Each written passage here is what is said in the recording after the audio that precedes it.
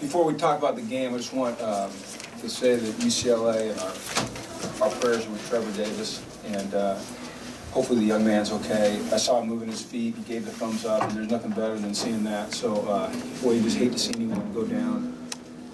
And when they have to bring the card out, it just puts everything in perspective. These are kids playing a game that they love, and you know, hopefully that young man is okay. And so UCLA is thinking about him. I'm thinking about him. Our coach is thinking about him. The other story here for me is Marcus Rios. I don't know if you all know what Marcus has been through since he's been at UCLA, but at one point he was in UCLA Medical Center and was told that there was a pretty good chance he was never going to walk out. And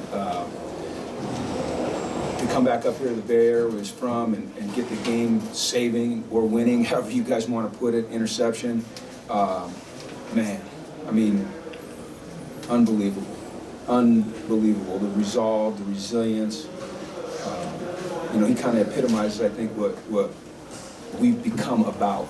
And that's just a never give in, never quit type of spirit. And you saw it again today. I mean, we overcame 3 turnovers on the road to win a game at a place where UCLA hasn't won since, I was told, 1998, which I think a couple of our guys were, maybe they weren't even born, but I don't know. They were young, I know that. So, but that's a heck of a team. I think that quarterback, Goff, is a big-time player, man. He's got everything you want in a big-time player. They've got tremendous skill position players, and we just came out with a win. You know, there'll be those that say, oh, you only beat them by whatever we beat them. What was the final? 36-2. But to overcome, you know, the disappointment that we've suffered the last 2 weeks, self-inflicted, you know, the losses, and to come in here into an environment where UCLA has struggled, to overcome the 3 turnovers, to, you know, the back and forth and hang in there and get a win, I think that's something that you build on. And when you're trying to build a program and you're trying to create a culture, you know, it's never going to be smooth sailing, especially when you're trying to do as drastic as we're trying to do and what we're kind of trying to become. And this is a young team. There's 6 scholarship seniors on this team. So every time that we get in a game like this and we have to win it and find a way to win it, it just adds to what we're going to be in the future. And as a coach, I mean, I'm going great. I'm getting an ulcer, all right? I promise you that, but I'm proud of those guys, man. So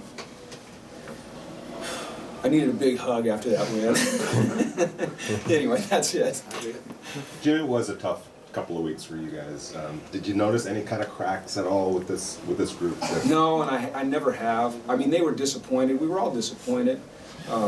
But we just, I mean, as a matter of fact, this week in practice, it was one of our best weeks of practice. We always practice well, but it's transition in the practice to the field. But there was I don't know, they just, I said it a couple weeks ago, they refused to be discouraged. I mean, they get down, they losses, but they just keep coming back. And I think we've done that in games, and I think we've done it through the season. And now we need to build on that. That's what we need to do, and just try to keep getting better and get these young guys playing more consistently, and that's what we work at every day. That a long review for you, that last one?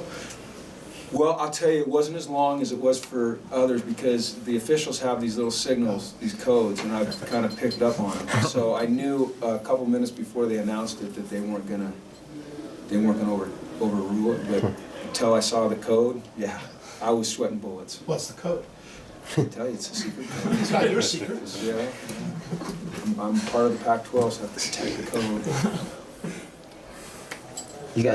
You guys outgained them by quite a bit on offense. Seemed like the offense was moving pretty well. Was it just a matter of those turnovers coming in the worst possible times, like when you were in kind of their side of the field? You're right, Ron. Are these the final stats? I mean, I don't know the stats. I don't really look at them that often. We had 567. Yeah, that's pretty good. But turning the ball over like that, I mean, I felt like we had things going pretty well on offense, and then we would turn it over. And really kind of uncharacteristic of us to turn it over the way we have. We've been a pretty decent team taking care of the football, and all 3 of the turnovers gave them the ball in plus territory, and they resulted in touchdowns. You know, so but once again, you know, you don't see it very often where you overcome 3 turnovers on the road and still get a win. But to me, that just speaks to what these guys are becoming. We are far from perfect, but there's a grit that's building, and I think when you get that, that's the culture we want, a toughness, never quit, never say die, never give in, never give up. And we'll get all the other stuff fixed as we go. This is a long-term deal, hopefully.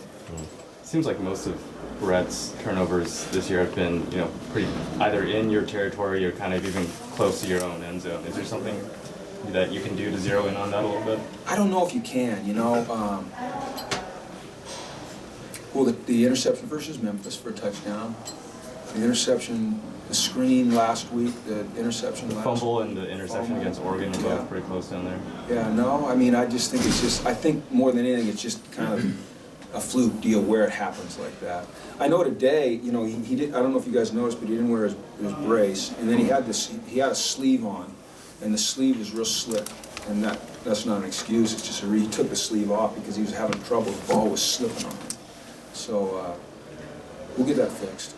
We'll get that fixed. And then that last throw that he made that was intercepted, when I look at his interceptions this year, I think he's thrown 4. Is that right? Yeah. He's thrown 4. That was really only the second one where I was like, God, what kind of throw was that? The other one was a screen versus, I think, Oregon.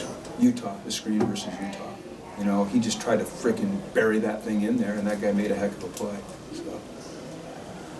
Paul was doing so well in that first half. Is he all right? Who? Paul Perkins? We didn't see I him don't at know. all. I haven't got a report on Paul yet. I know Thomas Duarte tweaked his hamstring a little bit. I didn't bring my injury report, I'm sorry. Malcolm went out with a little stinger, but he came back in. Fabes had a little stinger, and we kept him out. I think we came out of it relatively healthy. The main concern I have right now, I think, is probably Thomas, because he's so effective working inside. I think, though, that Tyler Scott did a nice job, and obviously Mossy, he made a dent in things tonight. He made an impact, that kickoff return and some of his big plays, and it's fun to see him do that. He's going to be a good player here. Perkins a hand.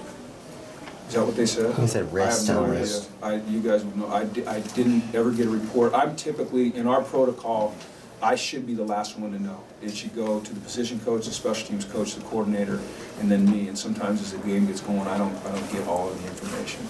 What do you think of that new offensive line configuration? Well, I thought it was good. I think we give up any. One? Yeah. Yeah, and it might have been when he was scrambling. I don't know, but I think it was really good to see Connor go in there and play. I think we were all kind of holding our breath just to see if he could survive. And I know he's a little bit nervous before the game, but I think he played well, just with the naked eye. I think Malcolm played well at guard. I think he felt comfortable in there. It's a good-looking offensive line. I think that this week we'll get Alex Redmond back, and we'll get Simon. I don't know if you guys noticed, but Simon suited up for the first time this year. He practiced last week, so I think there's a good chance we'll get those 2 guys back, and hopefully we can stay healthy and keep growing. I think that's going to be a really good offensive line in time, and we're only going to lose one guy, Malcolm. The rest of those guys are pretty darn good players, so I think the future looks pretty bright up front. What kind of impact did Tackers McKinley have in this game? He got a lot more plays. He started, Yeah. and he played an awful lot. He only played 4 or 5 plays last week, and he probably had, he might have had 50 or 60 today. I don't know for sure. I thought that the quarterback felt him. He can run. He's explosive. He's got a great inside move. He's a great kid, man, and big-time addition to this team. And I think you're going to see his role continue to increase, and I think the impact he has is going to continue to show. What do you think of the pass rush as a whole today? I thought it was better. I thought we put more. We didn't get 3 We got sacks? 3, but I felt like he was feeling us a little bit more. That's something that obviously has not been as good as we'd like, not near as good as it was. I think we do miss, guys like AB and Cassius, but you can't hang on to that. You got to move on, and we got to find someone that can reach that level. And I think between Tack and Dion, and I think Eddie's a good inside rusher. And I don't know if you guys noticed, when we put Tack in, we moved Owa down to the 3 technique, where he matches up on guards, which is what we did with Cassius a lot last year. I think those kind of things can help us.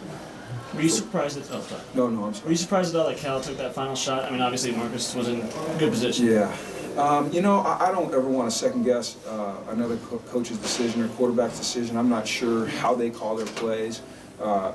I was concerned that they were going to run it again and get 3 or 4 yards, and try to pound it through the uprights. But we were in single coverage and single safety middle. They've been taking some shots on our corners. You know, they've got a great group of receivers. So, you know, I think Goff is a great quarterback, and he's got great weapons, and he's got great confidence in those guys. So for him to throw it up there, I wouldn't say it surprised me. You know, I think that's just a confident player trying to make a play to win the game for his team. What was in your decision? What was in your decision process on that 4th and 9? Yeah, well, I was hoping you wouldn't ask. That was, I don't know. you know, I'll tell you, yeah, I hung on to that one until I got back to the locker room. You know, I felt like I really, if we had not won that game, I would have felt like I let the kids down. At halftime, you know, we felt like we were moving the ball well. We felt like we were running the ball well. We felt like we had momentum. We had the ball on the 45-yard line with about 6 inches, and we'd had a successful, that quarterback sneak, and I just felt like we had the ability to blow them off and get it, and we didn't. And you know, I can tell you this, no one feels worse about it than me. Like I said, I wasn't able to let that go until we got to the locker room. I was like, thank you guys, because that would have been, if that had been the play, then. All right, thanks guys. Thanks, everybody. Thanks, Jim. Thanks, Jim.